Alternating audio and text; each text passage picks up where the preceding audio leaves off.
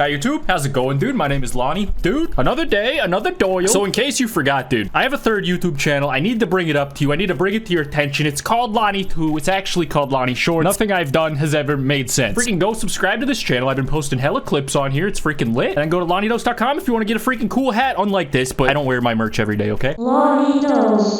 The history of the big comfy couch, eh? That sounds random. This channel gets freaking recommended to me all the time. Defunctland. I feel like everybody has seen this and they're recommended at some point. It's just so sticky for some reason. Let's see what the history of the big comfy couch is all about. I used to watch this show when I was a kid, a little bit. I don't really remember it though. I'm sure it's a fever dream to watch.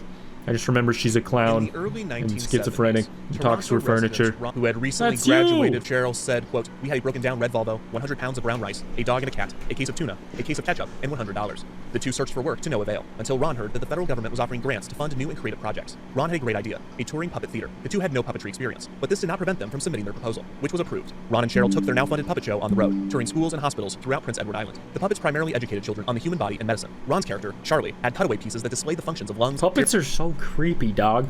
Ducts, skin grafts, feeding tubes, and hernias. Cheryl performed in these shows with Ron, although she was a shy performer, too timid to even take a bow after performances. Hot. Ron and Cheryl's act soon evolved into the Maritime Clown and Puppet Company, when Ron added a clown character named Happy Trash Picker to the act. Despite initial apprehension, the bashful Cheryl donned a big blue nose and grease paint makeup herself, in order to portray Harry Trash Picker's sister, Slossie. Cheryl was surprised at how much she enjoyed performing as the clown, and it wasn't long until the Wagners were touring thousands of schools and hospitals throughout Canada. Unfortunately, the intense schedule and low pay became too stressful for the couple, who were also simultaneously raising a son and a daughter. Ron and Cheryl separated in 1980, and Cheryl was left with no job and 2 children to care for. As luck would have it, in 1982, a new puppet production this makes it less depressing. Cheryl wanted to audition. She drove to the This is how I go.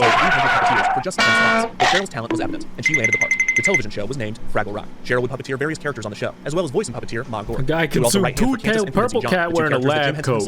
He looking Cheryl worked for 5 fresh. seasons on Fraggle Rock, puppeteering for all 96 episodes of the series. At the time, she also performed on the Canadian children's show Today's Special as the puppet Mrs. Pennypacker. What the fuck? I never watched Fraggle Rock. What the hell is that? After both series concluded, Wagner was Some finding old work on the people Canadian shit, I television staple, suppose? Mr. Dresser. Oh, While she enjoyed Canadian puppeteering, shit. Wagner dreamed of writing for television. She was able to write an episode of another Canadian show. Is it the same She was lady? hoping to write more. As 1990 approached, one of her friends, What the choreographer hell? and fellow clown Grindel Kucherka, asked Cheryl to develop an idea for a show that she could perform in. Wagner began to brainstorm ideas and was struck by the idea of a clown and a couch. Wagner fondly remembered Just the large, perform normal at home. comfortable couch that her family had kept at their house for years, and with increasing concern of the effects of TV on children, she liked the idea of a television show with an anti-couch potato message. There was one problem with the concept. At 37, Kucherka was too old for the child clown character that Wagner was developing, so she created a second clown character, a grandma clown, for Kucherka to play. The grandma clown would be named Granny Garbanzo. And she would Bro, I appear don't think clowns should reproduce. Is that bad? alongside the star of Wagner's show, Lunette. Wagner pitched her idea to fellow Fraggle Rock I'm not here, I need to clean my homework. Fair enough. Oh my god, that's scary. What is that? He's not radical, he's scary-rickle. Radical Sheep. Baloo and Mills liked Wagner's concept, and Radical Sheep's Sheep Shop built a massive 6-foot by 12-foot couch to support the pit. It's Shrek! Donkey!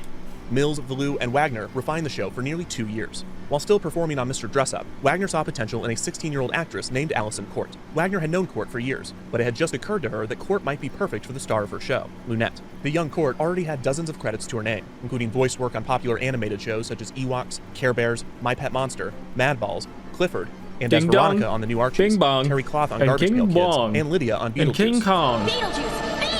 Oh, dude, that's another show I barely remember existed. Wagner asked Court to portray Lunette in a demo reel for her pitch, which was being referred to as the Big Comfy Couch. The demo convinced the McLean Hunter Television Fund to give Wagner and Radical Sheep funding, and the Canadian children's channel, YTV, agreed to distribute the show, with a budget of approximately 1.3 million Canadian dollars, or around 1 million American dollars. 1 million CAD. 13 episodes of the Big Comfy Couch would be filmed in Toronto during the summer of 1992. And Oh nearly yeah, a I year keep later, forgetting this on video's Tuesday, quiet as hell. That's why my Discord was so loud, sorry. March 2nd, 1993, the Big Comfy Couch would premiere to the joy of preschoolers throughout Canada. The joy of preschoolers. Oh man, see, this is what I mean, dude. What the hell is this? And this is a doll. It feels like there's 2 people here. She's literally just insane. You're right. And when you're right, you're right. A wiggle and a giggle, and she can't even dress herself. Each episode began with Lunette the Clown. She needs sleeping some on the help. Big, green, flowery, A buzzing caretaker, couch. The large couch was perhaps. tattered and featured a few frumpy pillows, Or a blanket, receipt in and an help. antimacassar. Lunette the Clown, played by Court, wore a purple hat and red jumper overalls with buttons on the bottom. Her shirt was patterned with the sun and the moon. Would you say this is red? And her It's like tights featured salmon. thick black and white stripes.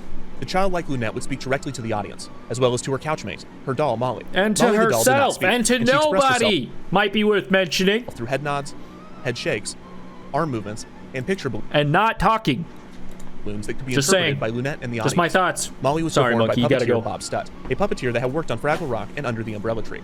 The premiere episode, Upsy Downsy Day, opened with an injured Molly, who had fallen to the floor during the night. The show's primary setting was the big comfy I couch, fall which into the created a floor strong in the connection night. between Lunette and her young viewers, as the audience was also likely watching from their couches. The big comfy couch's cracks and crevices had an endless supply of objects for Lunette to dig through. Bro. In Upsy Downsy Day, Lunette would find her old bottle while searching for a bandage for Molly.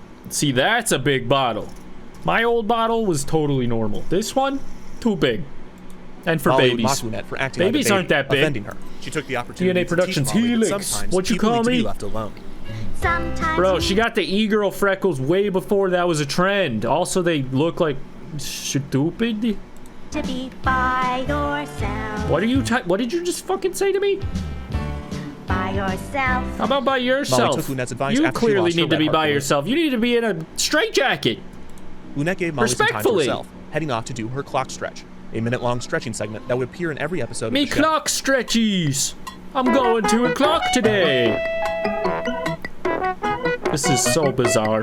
It's all The coming clock stretch back would to be me just one now. of the show's many nonverbal segments, rather than focus on language development. Watch out when I go non-verbal and Canadian on the floor. Many preschool series at the time, the Big Comfy Couch was tailored to multilingual households, and the show demonstrated communication methods that did not require spoken language. The show was first and foremost about I mean, a lot of exploring kids shows do that. emotions and humanity. Which Cheryl is Wagner cool. said, quote, "We don't do the letters of the alphabet through 26 episodes. Our show is about what it's like to be a human being on this planet. Feelings and development have been a very rich garden for us to harvest." Other characters on the show included the Foley family, a dollhouse family that lived in a small home next to Lunette's couch. The Foleys would consist of Jim and Eileen, and their son Andy. All three would be Come on, pantomimed by Eileen. live Oh actors my in full God, character it's so suits with red clown creepy. noses. The energetic Foleys would not speak, I do not like them. but they would make plenty of noise. There's oh god.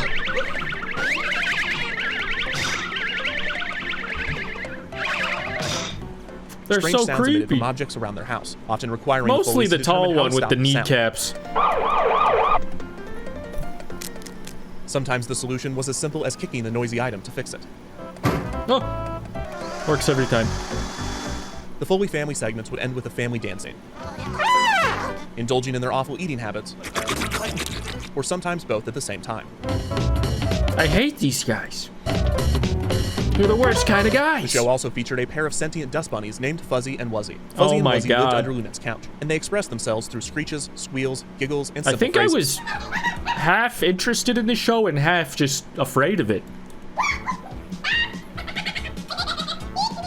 The dust bunnies were often hyper, frantically playing with items that fell off the couch and onto the floor.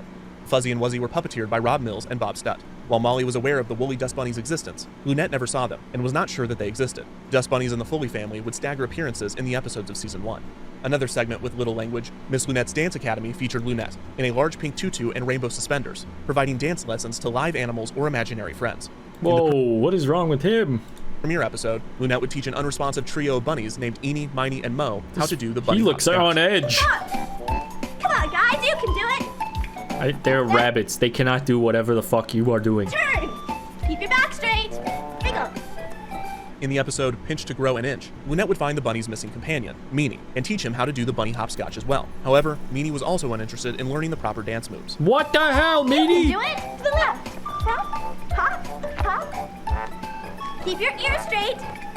The first season's Dance Academy bunny segments would conclude in Ping Pong Polka, where Eenie, Miney, and Mo would resume their dance lesson, again with minimal enthusiasm. Oh, you were so good. Did you see that, guys? Wasn't he good? Oh, well.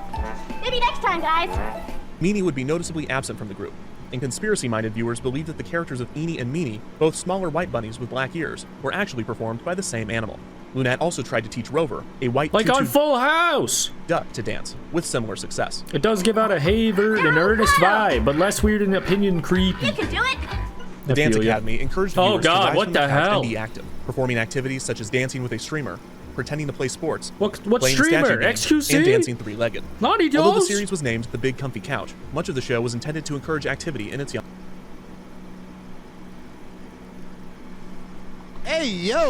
audience. Cheryl Wagner said, quote, "We thought about calling it Get Off the Couch, but it sounded too authoritarian." True. Don't tell me Another what to do. regularly visited location in Lunette's home was the bathroom. What This kind of fucking ethereal ass bathroom? Dude! set featured a I want to sink, go in a this toilet, house. and a bubble And by bath. this house, Lunette I mean played the in set. bathtub, taught Molly the proper way to brush The her name teeth. Mo reminds me of Doodle Bops. Why does that sound familiar? Oh my god. What the fuck? And made funny faces in the mirror. The world of the show would be small, with almost 2/3 of every episode taking place inside of Lunette's home, near the couch. In every episode, Lunette would leave the big comfy couch and venture outside to visit her clown friends, Major Bedhead and Granny Garbanzo. In early seasons, Lunette never went further than Granny's home, which was a circus wagon with a teeter-totter and a garden in the yard. Granny was an elderly clown with glasses and gray hair. She wore a red bandana, hell? green You look sweater, like a apron, Keebler elf, bro. Keebler elf fit go crazy. knit gloves, and rubber galoshes. Granny also carried a feather duster, which she would sometimes use on herself or other characters. I'm dusting Granny Garbanzo was outside. played I'm by Gribble senile. Pachuca, I need with to a be heavy put in a accent. She home, referred but to my Lunette daughter as, is also losing it. Oi! Lunatka! and made regular references to the old country. Let me tell you a story about when I was a young girl. Back in the This is so weird how much I remember as soon as they bring it up. old days. I know Back that's how in the memories old work, but country. Jesus. Granny provided wisdom to Lunette, but she was also played with GG, youthful well energy. played. You got the GG address. I do a pretty mean hoochie coochie too.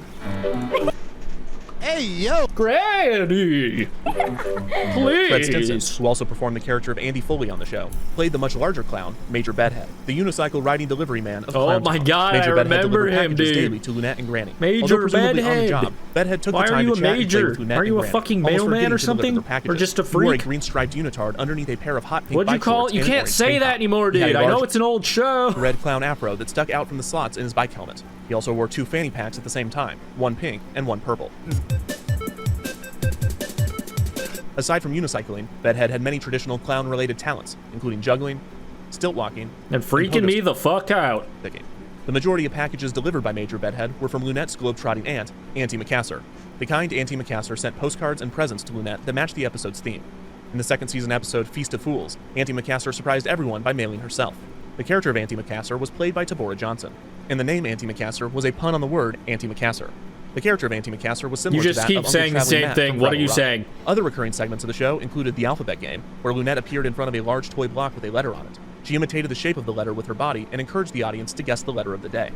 Lunette also read storybooks in nearly every episode. She donned oversized glasses to read the stories to Molly and the audience. The stories were illustrated by Karen DeLue and would feature morals relevant to the episode. In some stories, Lunette appeared as a character in the book images What the fuck? Hey, yo, what the fuck? through the use of green screen. One of the most appreciated segments of the series, at least by parents, was the 10-second tidy, another segment designed to get the preschool audience off the couch. The 10-second tidy modeled accountability by having Lunette clean up after herself.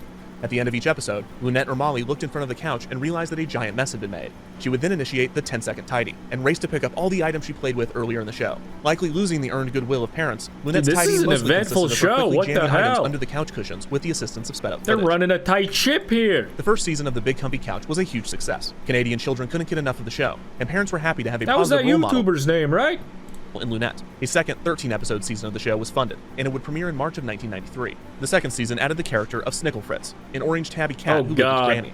Like Molly, Snickle Fritz was nonverbal, speaking only in Yeah, I kind of conjoined him with Molly in my head, I think. meows. Also like Molly, he was puppeteered by Bob Stunt.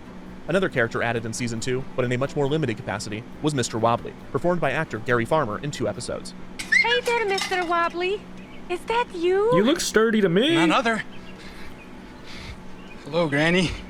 Oh, How are you God. today? Why are you looking In the at him like episode that? Wobbly, the character was introduced as a wandering repairman. He repaired Granny's pot Well, one hole maybe. and Major Bedhead's unicycle, but had no luck with Lunette's wobbly duck toy. But it's not fair. Things aren't always fair. Mr. Wobbly returned for the season 2 True. finale, Feast of Fools, Get over as a it, guest man. at Granny Garbanzo's beat-based Thanksgiving Felix is my estimate. favorite guy. Not better than Major Bedhead and Mr. Wobbly? After that, he was never seen again. That's The fair. less noticeable change in season 2 was Lunette's hair. Bob Blakely of the Calgary Herald would get the scoop that Allison Court had to cut off most of her hair after a friend set fire to it with a Oh my butane lighter. God. Bob reported, quote, he got the flame close to her hair and being dry, it flared up, forcing a mad dash. As hair would. to douse it. Luckily, she wasn't injured. Lunette would have fake hair for Season 2's filming, but most viewers could not tell. The Big Comfy Couch continued to be a success, and Seasons 3 and 4 were greenlit, premiering in 1994 and 1995 respectively. That's when I was The show born. maintained a relatively small budget, with each episode costing around $100,000 to produce. The series continued to explore themes of social and emotional development. One ambitious episode of Season 4 would attempt to answer the age-old question, where do clowns come from? In this episode, Lunette They becomes gotta concerned cancel when this. she realizes she doesn't know where she is from. I see why they turned it off. Oh. Oh, Oh my, that's important. very important. Brandy Garbanzo How explains important is it, you to fucking Lunette about how perverts? clowns come to be. Long ago, before last Thursday, a traveling circus would come to town to fill people's hearts with laughter. The laughter formed magical bubbles that made the world feel light That's and not what bouncy. I'm worried After a about them filling up with something. successful circus show, all of the clowns then got together to have a secret circus, where they did their best tricks to make each other laugh. As the clowns laughed, magical laughing gas bubbled up until the circus tent floated to the sky. Then, when the clowns were paying attention, a baby clown floated down into the secret circus, and all of the clowns accepted the baby as one of their own. So Bro. there. That's where clowns come from. I do not like this explanation, and I think I'm too young to hear the rest. This is pretty cool, though. Freaking check out this video. It's on Defunctland on YouTube. I don't know why I made it smaller. This is freaking lit. Yeah, that was cool. I'm glad I clicked on that. Thank you guys for freaking watching. If you're watching this as a YouTube video later, hit the like button. Subscribe if you're new. Helps me out a lot. I always appreciate it, dude. Have a good night.